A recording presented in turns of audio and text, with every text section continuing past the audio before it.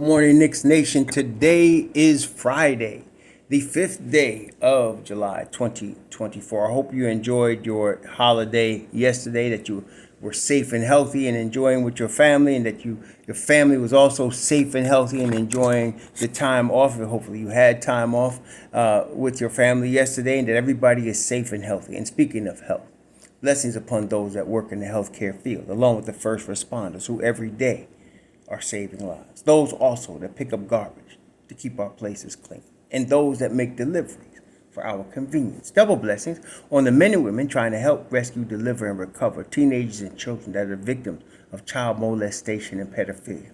People that are also victims of pornography, child pornography, prostitution, child prostitution, human trafficking, and sex slavery. Double curses on the perpetrators, the profiteers, and the perverts that create the demands for these industries. Finally, double blessings upon the homeless.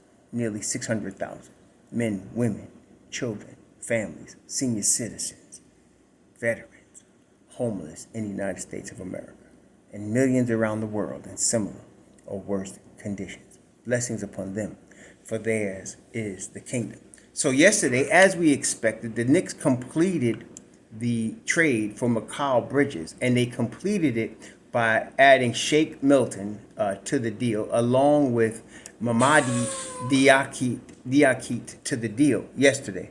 And so with that, the Knicks are at this moment, they are under the first apron. They have $7 million under the first apron, 6.99, and they got about $18 million under the second apron. So total 18 million. So they have enough money to sign a player, Precious Achiuwa, and have the mid-level exception, the mini mid-level exception of 5.2 million. This is how I think they're going to do it. They're going to re-sign Precious. The question right now is they're probably working out a deal with Precious whereby they can stay under the first apron. So if they can get a deal with Precious so that the first year's salary is close to this $7 million, and then it goes up over the next 3 years. Let's say they get a $7 million, $8 million, $9 million, 1, 2, 3, so that the total is average, $24 million over 3 years. As I said, I've been thinking that his value is somewhere in that range. They can get that done and stay under the first apron. As far as the second apron, if they use the $5.2 million mid-level mini exception, they will still be under the second apron, but they'd be over the first. Now, if you know anything about Leon Rose, he likes to stay under both. So what I think they're going to do is they're going to sign Precious. They're going to structure that contract. It'll probably be something, like I said, 3 years, $24 million. They're probably going to structure the contract so that it's under the first apron in the first year. And then what they'll do is they'll save the $5.2 million for a free agent or somebody that's available, a big man at the 5 spot. Forget Walter Kessler. Some of y'all still dreaming. Forget Walter Kessler. That's going to cost too much. The Knicks at this point, and this is the thing that I think is causing people to be confused, aside from the foolish media, is you seem to think that the Knicks can just go get anybody they need to go get, and that just because somebody's available, the Knicks want them. Look, they might be looking for a big man, but that big man would be third string when Mitchell Robinson hurts himself. He would be fourth string until then. Okay, maybe even behind that, because you got Mitch Rob. You're going to re-sign Precious, who really is a backup 5 as well as 4. And you got Jericho Sims. Now, if they wanted another guy, aside from that, a big guy that could come in, that's where they're using this $5.2 million. That ain't Walter Kessler. And there's nobody on the team right now that they're going to trade for Walter Kessler. Nobody. They got their 9-man rotation right now. Okay? And I'm very strongly believing they're going to re-sign Precious Achiuwa. So that's your 9-man rotation is set. They're not going to trade somebody from the rotation. All of you idiots out here talking about they got to trade Miles McBride. And I told y'all.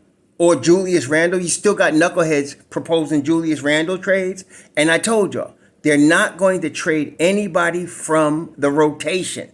because the rotation is a championship rotation. You don't trade people out of a championship rotation, especially when they're in their prime or not even in their prime yet. So the Knicks got a championship rotation. They're not trading Mitchell Robinson. They're not trading Julius Randle. They're not trading Deuce McBride. That's your rotation. So being that's the case, they don't have much left to trade to get a Walter Kessler with Danny Ainge on the other side. Okay, they have draft capital, but as you know, they traded pretty much all the available draft capital to get Mikal Bridges. Some might say it's an overpay. You can criticize the team whenever you want to. Most of y'all take the opportunity to do it every time, every day, every 24/7. Me, no. They did what they had to do to get Mikal Bridges, who is the final piece of a championship team. So I'm good with that. They don't have much more that they want to trade to go get Walter Kessler from Danny Ainge. So that ain't going to happen. All those bringing it up, just because a team, again, let me just tell you, because a team makes a call doesn't mean they're going to make a trade. GMs make calls every day. That's what they're paid to do. So of course they're going to call if Walter Kessler might be available, but it ain't going to happen in reality. Okay? So they got their team set. So now they're going to use the $5.2 million. They're going to probably use it for a big man if they can find one that's available that they could, that they can get. So right now, as far as the 5 spot, you got that's available now. You got Daniel Tice, you got Cody Zeller, JaVale McGee, Tristan Thompson, Boban Marjanovic, Omar Yerk-7, Udoka Azuki B, Damian Jones, Moses Brown. You got, and they've been down the Moses Brown path before. I don't think so, but they got a bunch of guys that would really be your third string center. Now, this is also assuming Ariel Hukporti doesn't turn out to be a nice third string center. See, if he turns out, and this is what we're going to find out in the summer, can we possibly use him as a third string center? Some of y'all got delusions, thinking this kid's going to be in the rotation. Come on. Some of y'all really. I saw the video. Some of y'all be showing me giving me these links. Watch him. I've seen him. Okay? He ain't played in the league. He's big. Yes, he's got athleticism. That's all good. It does not. When are y'all going to learn? There's only one place that we call the league. It ain't in Australia. It ain't in New Zealand. It ain't in France. And it ain't in Germany. This is the league. Okay? Just because they could do all that in whatever winky-dink league they playing in, don't mean they could do that here. So we're going to get our first glimpse of him playing against league competition. Well, you could call it that, but what you're going to see in the summer league is dudes trying to make the league, and they're going to be hungry. Some of them been doing this for years, trying to get their shot. So that you're going to see. Desperation, you're going to see. Rookies with talent, you're going to see. That's what he's going to see. Maybe he can become a third string center. That's what we're looking at. Okay? Maybe he can become that. You don't look at a 58th pick and talk about what he's going to be the future. Come on. So anyway, I'm thinking that's what they're going to do. So if they don't have to use the 5.2, they could save it. They don't have to use it, they could save it. They'll have it next year. Maybe because they're under the first apron, maybe they could use the full mid-level exception next year. So we have to let this play out and see how this works out. So now the Knicks team would be set. I'm just waiting to see. I'm waiting for the Precious Achiuwa signing. They're working with Precious. I know they are. And they just trying to get the number that fits both sides. Precious got to be happy, and the Knicks got to be happy. And as I've been saying, it's about I'm looking at Precious about $8 million a year, in my view. Okay? So if we could get that done, 3 years, $24 million, I think we're in good shape. And if they can structure the deal, like I said, to keep them under the $7 million in the first year of his contract and then move it up later. I don't know if they could do that, but if they've done it before. So if they could do that, that would be great because that keeps the Knicks under the first apron. We're not even talking about second. Okay? They're going to be under the second apron. But we're seeing if they can avoid the first apron. If not, might as well pay the boy whatever. Give him the $8 million right now if you'll be comfortable being under the second apron and not worry about crossing the first one. We'll see. But for a team that's going into championship mode, the Knicks are in an excellent position. I mean, look, you got teams like Phoenix, like the Clippers, the Lakers. Well, the Lakers in a better spot, kind of, but financially speaking, the Knicks for a team. Look at Philly, look at Cleveland. The Knicks are in a really good spot, not having to cross the second apron and are in championship contention. That's really good management of your money. Brock Aller, that's really good management of your talent. Walt Perrin, the Don, that's excellent management that the Knicks have used to get to this point, to be considered conservatively top 3 in the East right now. By most people that know basketball, at least top 3, top 2 in some cases. Some people I've heard even say the Knicks should come out of the East. I ain't going to say that because Boston, that's disrespect to the defending champs. Boston's bringing their whole team back. And so you got to give them the nod to come out of the East as the favorites. But the Knicks are in the top 3. And to be in that position right now and not have crossed the second apron, that's a tremendous job by the executive management of the Knicks. That's a tremendous job, and you got to give them their props. They really did well. So now the team will be set officially to me once we sign Precious Achiuwa.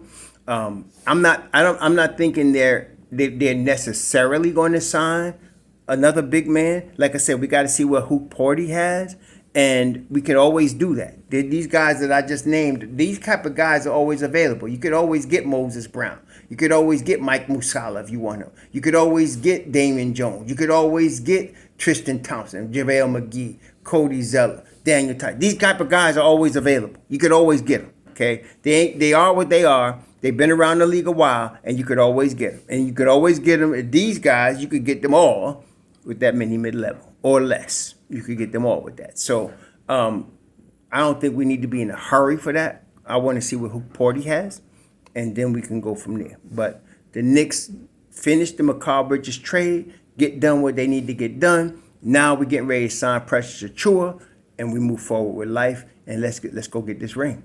Next is going to be Summer League, which we're looking forward to. The Nets have put out their Summer League. I saw Ian Begley report that. I'm expecting once the signings are done for the Knicks, they've signed apparently Kolek is signed and somebody else. They signed 2 rookies already. So if I'm assuming once the signings of everybody they're going to put on the roster under contract is complete, they'll put out their Summer League roster. And that's where we're at right now. So I'm expecting that sometime after tomorrow, because tomorrow is when they start the signings of all the players that they've made deals with. So I'm expecting tomorrow they come out. They've already signed Pacome Diakite. I can't say his name. They signed him. They signed Tyler.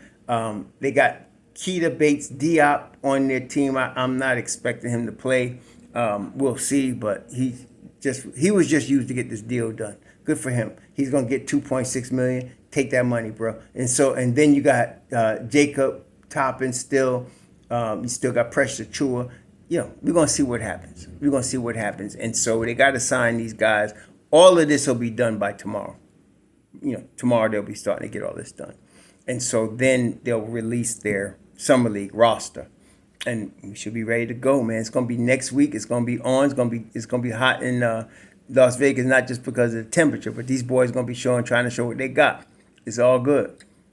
We're in a very good position, Knicks Nation. We don't need any of these guys to win the chip this year, but it's good to see what we got for the future. Y'all enjoy your Friday. Happy Friday. Enjoy your weekend. Shalom.